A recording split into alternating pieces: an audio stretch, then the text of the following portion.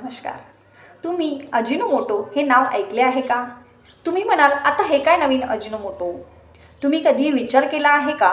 Maggi, Manchurian, Chinese, fried rice आणि pasta हे आणि असे बरेच पदार्थ आपल्याला एवढे स्वादिष्ट का लागतात? तर याचं रहस्य आहे अजिनोमोटो. 1909मध्ये जापानी वैज्ञानिक किकुनाए एकेडा याने मोनोसोडियम ग्लुटामेट नावाचा पदार्थ शोधून काढला.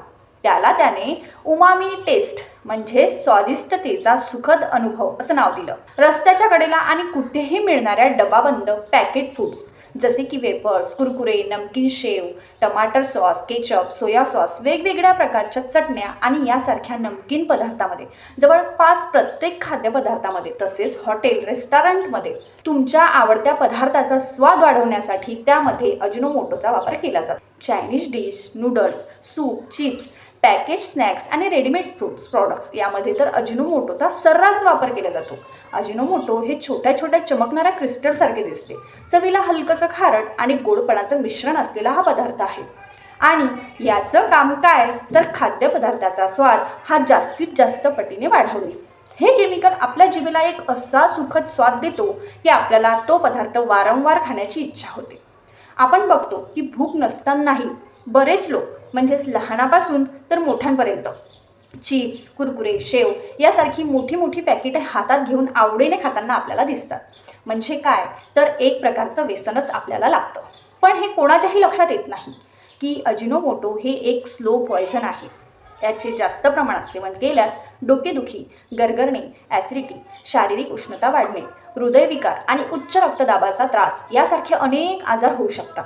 तसेच किडनी, लिव्हर, लहान आतडे यासारखे अनेक अवयव या पदार्थांमुळे खराब होऊ शकतात.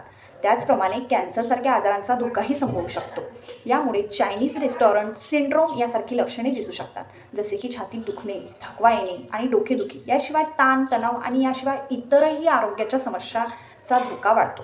या पदार्थांच्या सेवनाने ज्या लोकांना आधीपासूनच डोकेदुखी किंवा मायग्रेनचा त्रास असेल त्यांना अजिनोमोटोमुळे हा त्रास आणखी वाढू शकतो आणि मायग्रेनचा झटकाही येऊ शकतो. तसेच याच्या अतिसेवनाने महिलांमध्ये वंध्यत्व आढळून आल्याचे संशोधनामध्ये सिद्ध झाले आहे. तर गर्भवती महिलांमध्ये बाळाच्या अन्नपुरवठ्यामध्ये अडथळा निर्माण होऊ शकतो. तसेच बाळाच्या मेंदूवर वाईट परिणामही होऊ शकतो. तर काहींना लठ्ठपणाही वाढू शकतो. अजिनोमोटो हे एका न्यूरोट्रान्समीटरसारखं काम करतं जे मेंदूच्या पेशींना उत्तेजित करतं, ज्यामुळे झोपेची समस्या होऊ शकते. यासाठी आपण कोणती खबरदारी घेऊ शकतो तर अजिनोमोटोचे सेवन हे मर्यादितच ठेवावे. म्हणजेच काय तर बाजारात मिळणाऱ्या चायनीज आणि इतर फास्ट फूडपासून ज्यामध्ये अजिनोमोटोचा सर्रास वापर केला जातो अशा पदार्थांचे सेवन कमी किंवा शक्यतो टाळावेच. तुम्हाला यापैकी कोणतेही लक्षण जाणवले तर डॉक्टरांचा सल्ला हा अवश्य घ्यावा.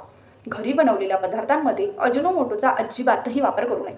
अजिनोमोटोऐवजी तुम्ही नैसर्गिक चव वाढवणारे पदार्थ जसे की आपले घरगुती मसाले यांचा वापर करणे सुरक्षित आहे.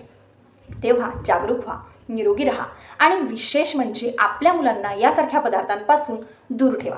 आणि हा व्हिडिओ तुमच्या मित्रांना, नातेवाईकांना जरूर शेअर करा.